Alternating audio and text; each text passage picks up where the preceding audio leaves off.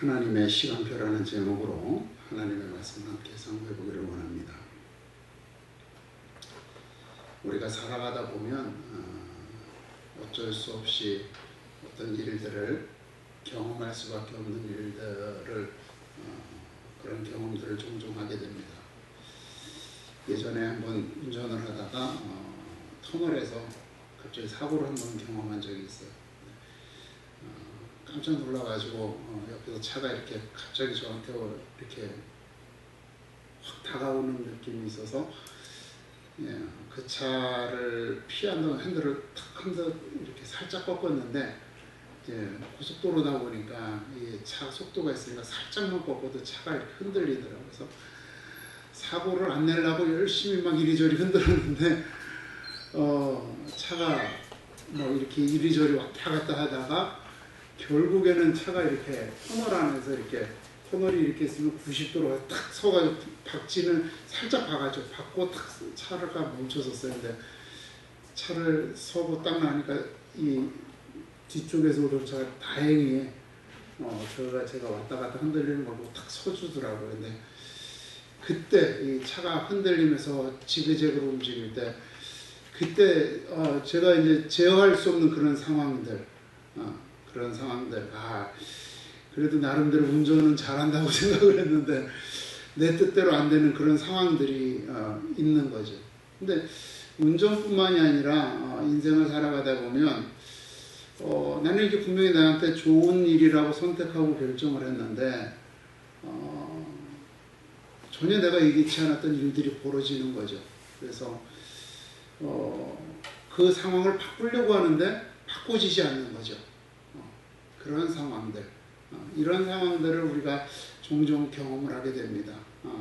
우리가 결정한 대로 원하는 대로 된다면 다 성공할 텐데 그렇지 못하잖아요. 그럴 때 우리는 대부분 자기의 능력의 한계를 경험하고 우리의 현실, 내가 처해 있는 현실, 나라고 하는 사람의 한계를 깨닫게 되죠. 이럴 때 대부분의 사람들은 이것밖에 안 되는구나 하고 포기를 하든지 아니면 그냥 그래 이렇게 살지 하고 현실에 적응을 하든지 아니면은 이게 안 되면 이렇게 해볼까 하면서 좀 방법을 바꾸든지 이 정도면 됐어 하고 그냥 자기 만족을 하든지 대부분 이렇게 하죠. 혹은 아주 극소수이기는 하지만 아니야 언젠가는 내가 이걸 극복해낼 수 있을 거야 라고 하는 희망을 가지고 그 문제를 해결해 나가기 위해서 능력을 갖추기 위해서 노력하는 어떤 그러한 사람들도 혹 있기도 합니다. 어찌됐든지 간에 그 각각의 반응은 다르지만 이분들은 자기가 어쩔 수 없는 경험들을 그러한 경우들에 부딪히게 되면 나름대로 그 각자가 원하는 방법들을 선택을 하게 되는 겁니다. 사실 사람들은 이렇게 다 자신의 삶에 있어서 자기가 원하는 선택들을 한다라고 생각하며 살아갑니다. 그런데 성경을 보면 그것은 표면적인 것에 불과하다라고 말씀을 합니다. 성경은 우리에게 모든 것은 우리가 선택하는 것 같지만 결국은 하나님께서 원하시는 대로 그 모든 일들이 이루어진다라고 말씀하세요. 에베소서 1장 11절에 보니까 사도 바울은 이렇게 말합니다. 일은 그의 뜻의 결정대로 일하시는 이의 계획을 따라서 우리가 예정을 이고 그의 안에서 기업이 되었으니 라고 말씀을 하죠. 자, 무슨 말이냐면요. 사도 바울은 원래 예수를 믿는 사람이 아니었다는 거예요. 그죠? 여러분 우리가 잘 알다시피 사도 바울은 율법학자로서 바리새인으로서 굉장히 총망받는 사람이었어요. 가말리엘이라고 하는 당대의 대학자의 수제자로서 총망받는 사람이었습니다. 그래서 대제사장의 대율법학자의 그 친서를 붙잡고 그리스도인들, 기독교인들을 처형하기 위해서, 핍박하기 위해서, 근절하기 위해서 가던 중에 다메섹이라는 마을로 가던 중에 환상, 예수님을 만나게 되고 기독교로 개종을 하게 되는 거죠. 그에게 일생에 있어서 그는 젊은 시절, 그렇게 예수님을 만나기 이전까지 자신이 기독교인이 될 거라고 하는 전혀 그의 인생에 계획이 전혀 없었다라고 하는 겁니다. 그런데 그는 기독교인이 된 거예요. 예수를 믿게 된 거죠. 그리고 나서 그가 돌아보니까 야, 이 인생이 내 뜻대로 되는 게 아니었구나. 나는 하나님의 뜻을 따라서 내가 예수 그리스도의 복음을 전하는 사도가 되었구나. 이것이 에베소서 1장 1절에서 선언한 것이고, 그리고 자신의 인생을 설명하면서 에베소서 1장 11절에서 야, 우리의 인생은 이렇게 하나님의 뜻을 따라서 이루어지는 거야 라고 이렇게 선언하게 된 것입니다. 우리가 살아가면서 선택하는 모든 것들은 하나님의 계획 안에서 이루어지는 것입니다. 이것을 우리는 신앙적인 혹은 신학적인 표현으로 아마 여러분들도 들어보셨을 거예요. 하나님의 섭리다라고 말을 하죠. 즉 하나님께서는 이 세상을 창조하시면서 하나님의 계획을 세우신 거예요. 이 세상을 어떻게 이루어 가실 것인가, 이 세상을 왜 창조하셨고 그 창조하신 목적을 이루기 위해서 어떻게 이 세상을 이끌어 가실까를 이미 창조하실 때에 계획을 세워놓으셨다는 거죠. 그리고 그 계획에 따라서 세상을 운행해 나가신다라고 하는 겁니다. 이게 하나님의 섭리라고 하는 겁니다. 하나님께서는 그럼 어떻게 이것을 섭리하시느냐? 어떤 경우에는 사람의 마음을 움직이셔서 하나님의 일을 이루십니다. 예를 들면 우리의 마음속에 감동을 주시는 거죠. 그죠? 어떤 일을 하고 싶은 마음을 주셔요. 또 어떤 경우에는 우리의 마음을 움직이지 않게 하시는 거예요. 여러분들 출애굽기서를 보면 어때요? 하나님께서 모세에게 이스라엘 백성을 애굽에서 데리고 나가라고 하셨어요. 그런데 바로에게 가서 데리고 나가겠다라고 말하라고 명령하셨는데 하나님께서 바로의 마음을 어떻게 하셨다 그랬어요? 완악하게 하셨다 그랬어요. 고집을 부리도록 하셨다 그랬어요. 왜? 하나님께서 10가지 재앙을 일으키실 때까지. 그러니까 하나님이 10가지 재앙을 보여줄 때까지 바로의 마음을 변하지 않도록 하나님이 역사하신 거예요. 10가지 재앙을 다 보여줄 때까지. 이렇게 변하지 않게 하신다라고 하는 거죠. 또 때로는요, 우리가 어떤 사람을 만나게 하세요. 전혀 예기치 않았는데 어떤 사람을 길을 간다가 만나게 하시는 거예요. 집사 빌립이 가다가 내시를 만나게 해서 그 사람에게 복음을 전하게 하는 거예요. 그래서 그를 예수 믿게 만나는 거죠. 또 어떤 때는 사람을 만나지 못하게 해요. 발람 선지자가 발라방을 만나지 못하게 하시는 거죠. 하나님께서는 굳이 그가 고집을 부리고 가려고 했을 때 하나님께서 가게 허락을 하시지만 못 가게 하시는 거예요. 또 때로는요, 우리의 성공을 통해서 하나님의 일을 이루시기도 하시고, 또 때로는 우리의 실패를 통해서도 하나님의 계획을 이루시기도 합니다. 그런데 이러한 일에는요, 신자나 불신자나 구분이 없습니다. 성경을 보면 하나님께서 이스라엘 백성들을 징벌하실 때에 아수르라고 하는 이 나라를 들어서 하나님의 채찍으로 사용하셨다라고 기록을 하십니다.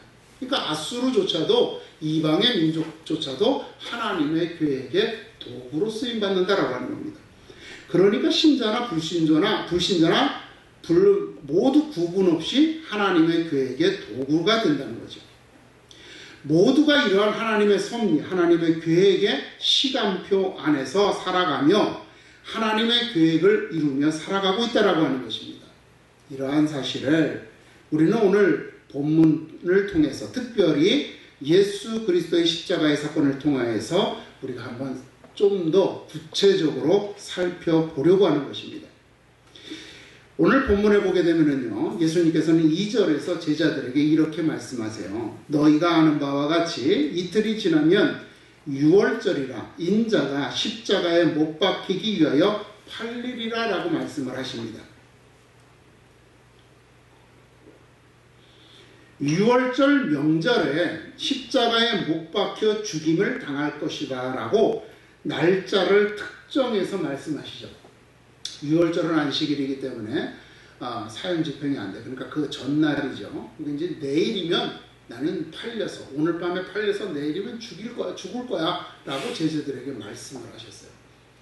그런데 재밌는 건 여러분, 그 다음 3절에 보면은 그때에 그랬어요. 그러니까 예수님께서 제자들에게 이 말을 하실 때에 한쪽에서는, 다른 장소에서는 무슨 사건이 벌어졌냐면 대제사장들과 장로들이 가야바라고 하는 그 대제사장의 그 관정, 그러니까 집무실이죠. 거기에 모여서 의논을 했습니다. 우리가 예수를 죽이자. 그렇게 의논을 했어요. 그리고 5절에 보니까 뭐라고 했냐면, 의논을 다 끝내놓고 뭐라고 하냐면, 야, 그런데 문제가 있어. 명절에 죽였다가는 밀란이 일어날지 모르니까 명절에는 죽이지 말자.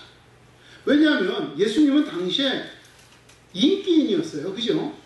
예수님이 한번 정말 요새 속된 말로 하면 어느 마을에 떴다 그러면 5,000명, 7,000명씩 이렇게 모였어요. 그죠? 오병이어사거 내가 보게 되면 5,000명씩 모이는 그런 일들이 벌어졌어요. 어느 마을에 가면 그 동네 사람들은 다 모였잖아요. 그래서 예수님이 이스라엘 지역을 돌아다니시면서 복음을 전하면서 병자들을 고치고 하는 이 모든 것들이 사람들에게 소문이 다 난 거죠. 근데 6월절이면 어때요? 이스라엘 전역에서 유대인들이 다 6월절 명절을 지키기 위해서 다 모이는 거예요. 그런데 그 예루살렘에서 예수님을 십자가에 못 박는다? 예수님을 죽인다? 이러면 예수님을 좋아하고 예수님을 따르던 사람들 어떻게 되겠어요? 이건 당연히 난리가 나고도, 폭동이 일어나고도 남는 거죠. 그래서 이 사람들이 야, 명절은 피하자. 명절이 지나고 나면 이 유대인들이 다 자기 집으로 돌아가고 나면 이때 우리의 계획을 실행하자 라고 결정을 지은 거예요. 그러니까 이 1절과 5절 사이에 예수님의 말씀과 이 대제사장들의 계획이 상충되는 거죠. 상충되는 거예요. 자, 그러면 하나님께서 이 일을 어떻게 하실 것이냐라고 하는 거죠. 왜? 대제사장들이 움직여야지만 예수님이 살해당하시잖아요. 그래야지만 하나님의 일이 이루어지잖아요. 그런데 성경을 보니까요, 요한복음 3장 2절에 보니까 이날에 한 가지 사건이 일어납니다.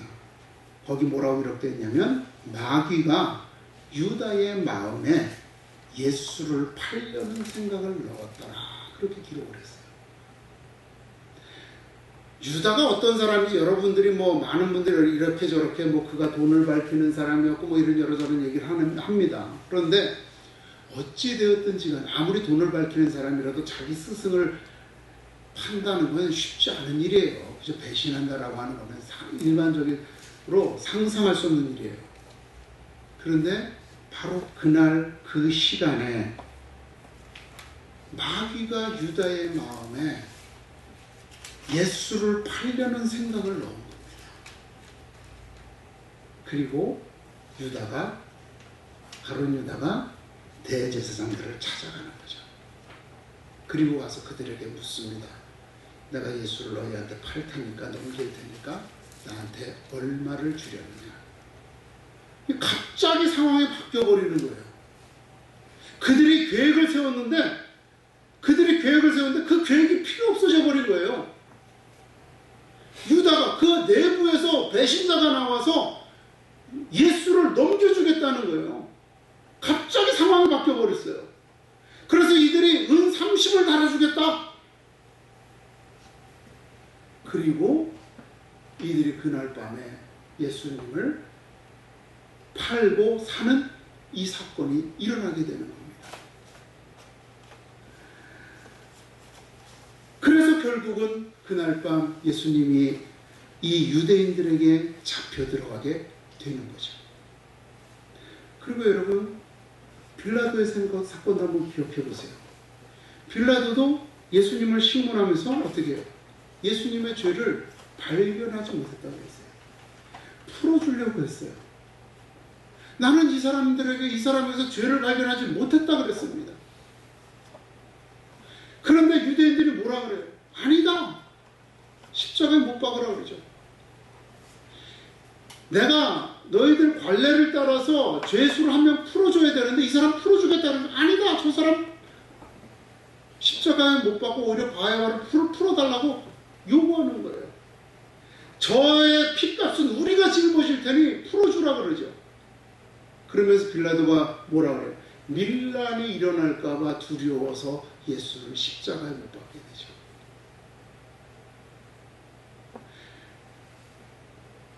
대제사장들도 원하지 않았던 시기에 예수님을 붙잡게 됐어요. 갑작스럽게. 빌라도도 원하지 않았던 일이지만 갑작스럽게 예수님을 십자가에 못 박게 되었습니다. 대제사장들도 빌라도도 자신들의 생각과 계획과는 다르게 상황에 이끌려서 스스로 다른 선택들, 또 원하지 않은 행동들, 하기 싫었던 결정들을 하게 되었습니다. 그렇게 함으로써 하나님께서 세우신, 그리고 예수 그리스도께서 십자가에서 죽임을 당하시는 그 구원의 계획을 이루는 자가 되었던 것입니다. 여러분, 예수님께서는 십자가의 죽이심을 당함으로써 그 구원의 계획을 이루시는, 스스로 자원해서 기쁨으로 그 구원의 계획을 이루시는 그 영광의 자리에 서시는 하나님의 자녀이셨습니다. 그러나 대제사장들은 자신들을 위협하는 경쟁자, 그죠? 예수님이 인기를 끌고 예수님의 말씀이 자신들이 가지고 있던, 이제까지 누리고 있던 그 모든 기득권을 위협한다라고 하는 그 사실로 인하여서 예수님을 제거해야 되겠다라고 하는 그 욕심을 추종하다가 예기치 않게 하나님의 계획을 이루게 되었습니다. 빌라도 역시도 자신의 주의를 지켜야 한다라고 하는 그러한 안전한 삶을 추구하다가 예기치 않게 하나님의 계획을 이루는 자들이 되었습니다. 결국 예수 그리스도께서는 죽음의 권세를 멸하시고 영광의 부활하심으로 하늘에 오르셨습니다. 하지만 대제사장들과 빌라도는 예수 그리스도를 죽인 죄의 값을 받아서 영원한 멸망과 영원한 사망의 나락으로 떨어지고 말았던 것입니다. 이런 거대한 일들에만 하나님의 계획하심이 있는가? 아니죠. 아주 사소한 일에도 하나님의 계획하심이 있습니다. 이 예수님의 죽으심의 사건 중간에 베드로의 사건이 나옵니다. 예수님께서 십자가에 달려 돌아가실 것을 말씀을 하시니까 베드로가 말합니다. 예수님께서 이제 십자가에 달려 돌아가실 것을 말씀하시면서 제자들에게 말하죠. 오늘 밤 너희들이 다 뿔뿔이 흩어질 거야. 그랬더니 베드로가 말합니다. 주님, 이게 무슨 말입니까? 베드로는 상남자잖아요. 의리의 사나이잖아요. 그죠? 예수님 잡으시던 날 밤 칼을 들고 저항까지 하면서 그 대제사장의 종 귀를 자르기까지 했던 그런 상남자잖아요. 그러니까 베드로가 말하죠. 그럴 수 없습니다. 내가 모두 주를 버릴지라도 나는 결코 주님을 버리지 않겠습니다. 호언장담합니다. 그랬더니 예수님이 그렇게 말씀하세요. 오늘 밤 닭이 울기 전에 네가 나를 3번이나 부인하리라. 3번 부인하리라. 그러니까 한 번 더 베드로가 아주 호언장담합니다. 무슨 말씀입니까, 주님? 나는 죽을지언정 주님을 버리지 않겠습니다. 아주 그냥 자신 있게 얘기하죠. 그는 그 당시에 그럴 각오였고 그럴 계획이었고 그럴 정말 결심이었습니다. 그런데 그날 밤에 예수님이 잡혀가시는 걸 보고 뒤따라갔죠. 그래서 예수님이 어떻게 되시는가 지켜보고 있는데 어느 여종이 와서 너도 나사렛 사람과 같이 있던 자가 아니냐. 그러니까 순간 겁을 먹죠. 그래서 이렇게 말합니다. 나는 내가 무슨 말을 하는지 알지 못하겠노라. 난 저 사람 모르는 사람이야. 그리고 자리를 피해요. 근데 또 어떤 사람이 또 똑같이 말합니다. 그랬더니 부인하는데 거기에다 부연 설명이 성경에 보니까 이렇게 되어 있어요. 맹세하고 부인했다. 그리고 또 자리를 피합니다. 근데 또 한 사람이 또 그렇게 지적을 해요. 베드로가 원래 워낙 예수님과 같이 다녔으니까 본 사람이 많았을 거 아니에요. 그랬더니 이번에는 뭐라 그러냐면 저주하며 맹세했다 그랬어요. 그리고 나서 닭이 3번 울었다 그러죠. 베드로라고 하는 이 한 인물, 개인, 이 사람이 닭이 울기 전에 3번 부인하는 것, 이것조차도 그의 뜻대로 되는 건 아니었죠. 하나님, 예수님께서 말씀하신 그 계획을 따라서 어찌되었든 간에 그 계획대로 이루어진 거란 말이죠. 우리의 아주 사소한 것에서부터 큰 것에 이르기까지 하나님의 시간표에 따라서 진행된다라고 하는 것입니다. 바로 베드로의 사건은 그가 두려움에 떨면서 자신의 의도와는 관계없이 하나님의 일이 이루어지고 있음을 우리에게 보여주기 위해서 그렇게 사용된 것입니다. 그러니 여러분, 우리의 삶도 하나님의 시간표 안에 있음을 기억해야지만 합니다.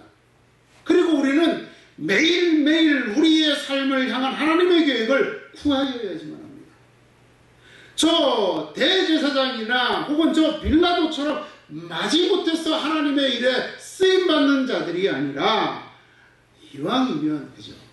우리가 기쁨으로, 이왕이면 자원하는 마음으로, 이왕이면 우리가 기꺼이 하나님의 일에 헌신해야 되지 않겠냐는 말입니다. 그분의 계획을 따라서 우리가 있어야 할 곳에 있고, 우리가 만나야 할 사람을 만나고, 우리가 해야 할 말을 하는 사람이 되자는 겁니다.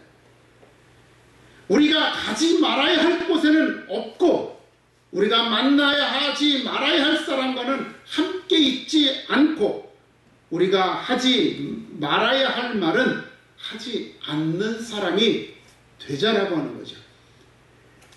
그렇게 함으로써 여러분, 우리는 하나님의 시간표를 따라서 늘 하나님의 영광을 나타내며 하나님을 따라 살아나가는 그러한 사람들, 늘 조심하며 늘 경건한 삶을 살아가는 그런 하나님의 자녀가 되어야 될 줄로 믿습니다. 그럴 때 하나님께서는 우리를 이 세상의 그 누구보다도 영화로운 사람들로, 영화로운 삶을 사는 사람들로 만들어 가실 줄로 믿습니다. 비록 우리는 그들보다 조금 못한 삶을 살고, 조금 불편한 삶을 살고, 조금 낮은 삶을 살지라도 그들이 진정으로 우리를 우러러보며 부러워하며 존경하는 사람, 그러한 삶을 살게 될 줄로 믿습니다. 그 삶이 저와 여러분의 것이 될 줄로 믿습니다. 기도하겠습니다. 고맙고 감사하신 우리 주 여호와 하나님,